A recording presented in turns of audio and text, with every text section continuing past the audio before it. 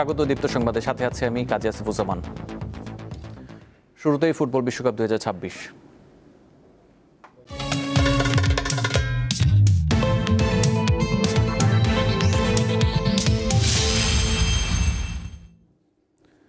Spain Portugal ম্যাচের শেষ বাঁশি বাজার সাথে সাথে তৈরি হয় এক আবেগঘন মুহূর্ত। স্পেনের কাছে হেরে পর্তুগালের বিদায়ের চেয়ে বড় বিষয় হয়ে ওঠে বিশ্বকাপে ক্রিস্টিয়ানো রোনালদোর শেষ ম্যাচের বিষয়টি।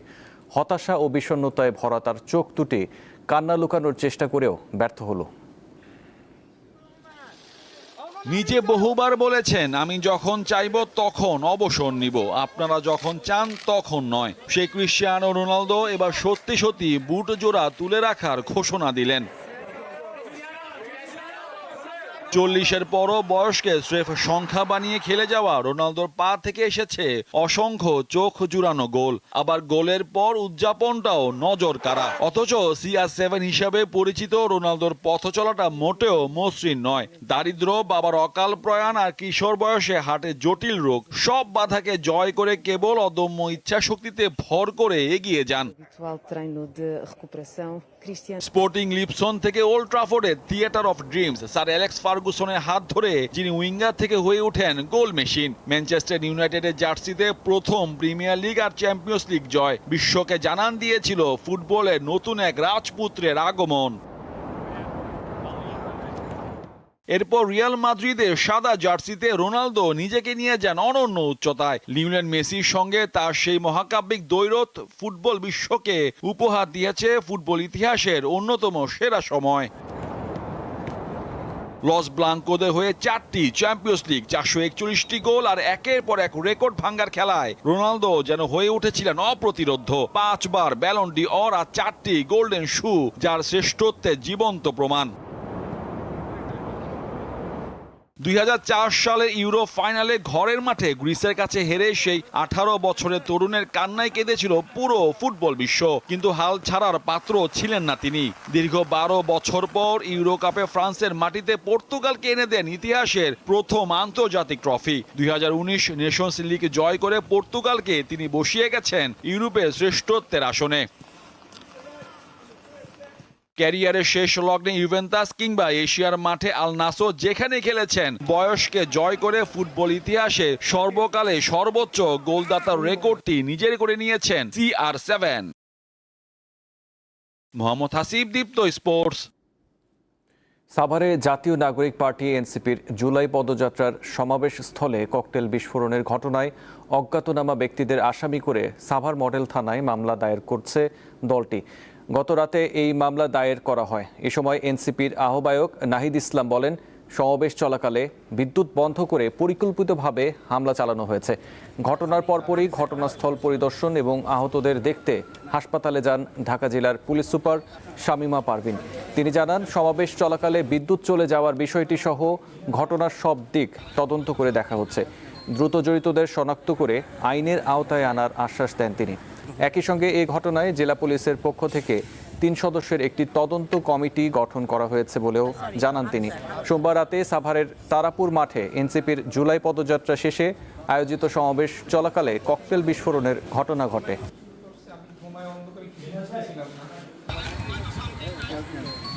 তারা আসলে সকল ক্ষমতা কুক্ষিগত করছে, পুলিশকে আবার দলীয়করণ করছে এবং এই ধরনের সন্ত্রাসী কার্যক্রম করে বিরোধী মতকে দমন করার জন্য তারা মাঠে সন্ত্রাসীদেরকে ছেড়ে দিয়েছে। তবে সরকার এই পরিকল্পনা যদি থেকে থাকে তারা এটাতে সফল হবে না। আজকে আপনারা জানেন যে বিদ্যুৎ নিয়েই কিন্তু আজকে এই যে বিদ্যুৎ বন্ধ করে খুবই পরিকল্পিতভাবে এই হামলাটা করছে। দূর থেকে দেখলে মনে হবে কেউ যেন মাছ ধরছেন কিংবা পানিতে হারিয়ে যাওয়া কোনো কিছু খুঁজছেন, কিন্তু কাছে গেলেই দেখা যায় তারা বাঁশ দিয়ে ড্রেনে খোঁচা মারছেন, কেউ চালুনি দিয়ে কয়লার ময়লা সংগ্রহ করছেন, আবার কেউ পানির নিচে হাত ডুবিয়ে কাদা ও কয়লার ছোট ছোট টুকরো খুঁজে আনছেন। এভাবেই দিনাজপুরের বড়পুকুরিয়া কয়লা খনির পাশে একটি কালো দুর্গন্ধযুক্ত ড্রেনে বুক সমান পানিতে নেমে কয়লা কুড়িয়ে জীবিকা নির্বাহ করছেন শতাধিক নারী। দিনাজপুরের বড়পুকুরিয়া কয়লা খনির ঠিক পিছনের অংশ দিয়ে এই ধরনের নোংরা পানি প্রবাহিত হয়, অর্থাৎ কয়লার সাথে মিশ্রিত হয়ে পানি প্রবাহিত হয়। এই পানি থেকেই এই দুর্গাপুর, শাকগ্রাম, সহ এই কয়লা খনি গ্রামের আশেপাশের প্রায় 7 থেকে 8টি গ্রামের এই ধরনের নারীরা তাদের জীবনের কর্মসংস্থানের তাগিদে তারা কিন্তু কয়লাযুক্ত পানিতে নেমে ছোট ছোট কয়লার সংগ্রহ করছেন। এরকম নারী প্রায় 300 জন নারী রয়েছে, যা এই গ্রামের এক একটা টিম করে, অর্থাৎ 30 জনের একটি করে গ্রুপ করে সপ্তাহে একদিন করে রাতটার সময় তারা এখানে আসে এবং তার পরের দিন আবার রাত 8টার সময় চলে যায়। অর্থাৎ 24 ঘন্টায় এই রকম পানিতে তারা নেমে ছোট ছোট করে কয়লা সংগ্রহ করেন এবং এই আয় দিয়ে তারা তাদের পরিবার এর পাশে দাঁড়ানোর চেষ্টা করেন, ছেলে মেয়েদের লেখাপড়া করানোর চেষ্টা করেন। আমরা এখানে নোংরা পানিতে কয়লা তুলতেছি, মানে যা আছে পানিতে হাসে 20-25 বছর ধরে যে ময়লা পানিতে আমরা খুব পরিশ্রম করি। সরকারের কাছে দাবি আমাদের ছেলে স্বামীকে যদি একটু চাকরি টাকরি দেয়, আমাদের কিছু খাটো, আমাদের লেখাপড়া আছে, আমাদেরকে যদি কিছু কর্ম দেয়, আমরা কর্ম খাই খাবো, এটা কষ্ট করবো না। হাতি যে রাখার পাওয়া গেছে, এখন ওই যে বসে থাকে, এখন এইগুলো করে ওতে 10-20 টাকা পাইলেও পরিশ্রম করে, অত সংসার তো চলে না। এই যে ময়লা পানি যাচ্ছে, যে পায়ে যে ঘাও হয়, খাটতে পারিনি। এই নারীদের সরকারের কাছে তারা দাবি করেছেন স্বল্প সময়ের মধ্যে বেশ কিছু সরকারের উপকারভোগী কর্মসূচি চালু করেছেন। এদেরকে সেই কর্মসূচির আওতায় এনে তাদের স্থায়ীভাবে কর্মসংস্থান সৃষ্টি করা পাশাপাশি ভালোভাবে চলতে চায় এই কর্মজীবী নারীরা। সুলতান মাহমুদ, দীপ্ত টেলিভিশন, বড়পুকুরিয়া, দিনাজপুর। কক্সবাজারের চকুরিয়ায় গর্জন বনের ভেতরে হাতির চলার পথে হবে পাকা সড়ক। বন বিভাগকে না জানিয়েই সংরক্ষিত ওই বনে সড়ক তৈরির উদ্যোগ নিয়েছে এলজিইডি। এজন্য প্রকল্পের মাঝপথে এসে বন বিভাগের কাছে অনাপত্তিপত্র চেয়েছেন স্থানীয় সংসদ সদস্য। পরিবেশ ও বন্যপ্রাণী সংরক্ষণ কর্মীরা বলছেন, গর্জন বনের মাঝ দিয়ে সড়ক নির্মিত হলে মানুষ ও হাতির সংঘাত বাড়বে, হুমকির মুখে পড়বে জীববৈচিত্র্য। চট্টগ্রাম কক্সবাজার মহাসড়কের চকরিয়া অংশে নেমে বায়ে গেলে খুঁটাখালী বাজার। এখান থেকে পূর্ব দিকের সড়ক ধরে 1.5 থেকে 2 কিলোমিটার গেলে মধুশিয়া গর্জন বন। বনের ভেতরে ঢুকতেই চোখে পড়ে সারি সারি গর্জন গাছ।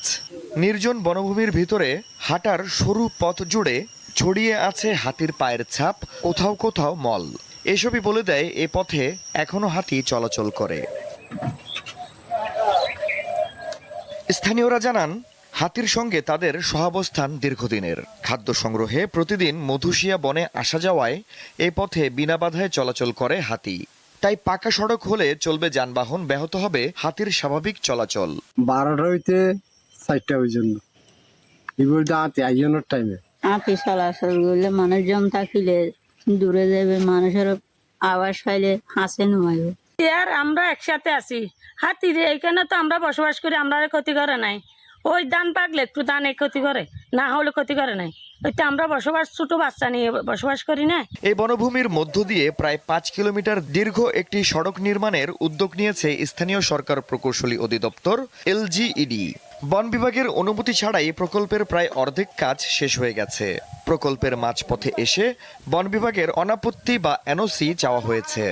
20 মে যে চিঠি দেন কক্সবাজার 2 আসনের সংসদ সদস্য আলমগীর মোহাম্মদ মাহফুজুল্লাহ ফরিদ। তিনি সংরক্ষিত বনের ভেতর দিয়ে কমপক্ষে 30টি সড়ক নির্মাণ করতে চান। কক্সবাজারের সংরক্ষিত বনভূমিতে 2017 সালের আগস্টে রোহিঙ্গারা আশ্রয় নিলে হাতির 2টি গুরুত্বপূর্ণ করিডোর বন্ধ হয়ে যায়। সেগুলো হলো উখিয়া ঘুমধুম ও তুলাবাগান পানের ছড়া করিডোর।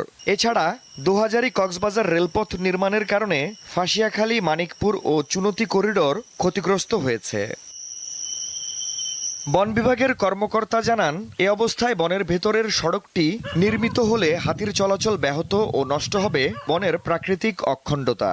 তাই সড়ক নির্মাণের অনুমতি দেবে না বন বিভাগ। এখানে আমাদের সংরক্ষিত প্রাকৃতিক বনাঞ্চল রয়েছে, মধুশিয়া গর্জন বাগান। এখানে এশীয় হাতির চলাচলের পথ, এছাড়া অন্যান্য বন্যপ্রাণীও ওই বনে রয়েছে। পুরো দস্তুর ওখানে রাস্তা করা হলে জীববৈচিত্র্য তথা প্রাকৃতিক ভারসাম্য বিঘ্নিত হবে। সেটা আমরা আমাদের পত্র যোগাযোগের মাধ্যমে আমাদের ঊর্ধ্বতন কর্তৃপক্ষকে জানিয়েছি এবং এলজিটিকেও জানিয়েছে। বনের ভেতর দিয়ে সড়ক নির্মাণের এ প্রকল্পের বিরোধিতা করে এরই মধ্যে সরব হয়েছেন পরিবেশ ও বন্যপ্রাণী সংরক্ষণ কর্মীরা। দেশের বিভিন্ন স্থানে হয়েছে প্রতিবাদী নানা কর্মসূচি। আফরিদ হাসান, দীপ্ত, বার্তা কক্ষ। ইরানের সাবেক সর্বোচ্চ নেতা আয়াতুল্লাহ আলী খামেনির মরদেহ আজ পবিত্র শহর কোমে নেওয়া হয়েছে। সেখানে শোকযাত্রা হবে। ভোরে হেলিকপ্টারে খামেনির মরদেহ রাজধানী তেহরানের দক্ষিণে অবস্থিত কোম শহরে নেওয়া হয়। আনুষ্ঠানিকতার অংশ হিসেবে বুধবার মরদেহ নিয়ে যাওয়া হবে ইরাকের নাজাফ ও কারবালা শহরে। বৃহস্পতিবার ইরানের মাশহাদ শহরে আয়াতুল্লাহ আলী খামেনিকে দাফন করা হবে। সোমবার টানা তৃতীয় দিনের মতো তেহরানের রাস্তায় খামেনিকে শেষ শ্রদ্ধা জানাতে লাখ লাখ মানুষ জড়ো হয়। এ সময় যুক্তরাষ্ট্রের পতাকা পুড়িয়ে খামেনি হত্যার প্রতিবাদ জানানো হয়।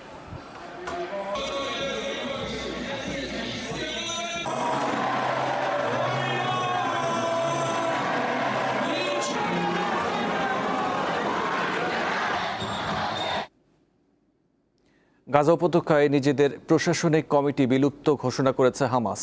প্রায় ২০ বছর ক্ষমতায় থাকার পর সোমবার এই ঘোষণা দিয়েছে তারা। হামাসের এক কর্মকর্তা জানিয়েছেন, গাজার প্রশাসন পরিচালনার জন্য গঠিত national committee for the administration of Gaza দ্রুত দায়িত্ব গ্রহণ করুক, এটাই চান তারা।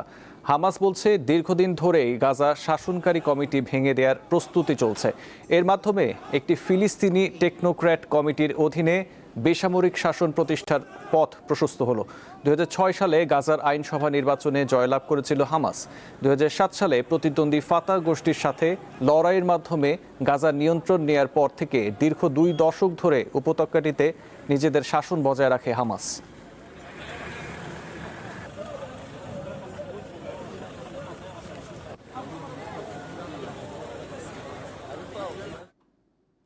এই ছিল এখনকার মতো। পরবর্তী সংবাদ ১২টায় দেখার আমন্ত্রণ রইল।